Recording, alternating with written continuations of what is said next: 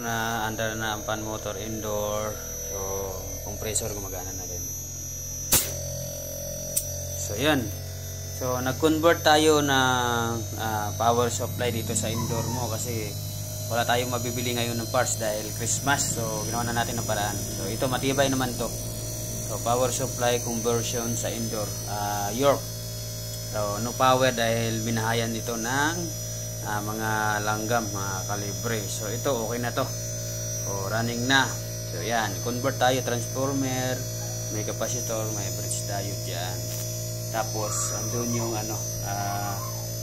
may regulator na 12 volts tayong nilagay para fixed voltage talaga yung papasok dito, 12 volts kasi ang kailangan ng board na to is 12 volts lang.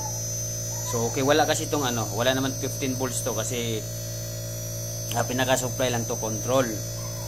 So 12 lang talagang kailangan. Nandito yung 15 volts. So 15 volts nandito kasi may IPM to eh. So ang IPM ng indoor nandito sa heatsink, tsaka yung IPM ng compressor. IPM pala ng fan. So ayos mga kalibre, okay na.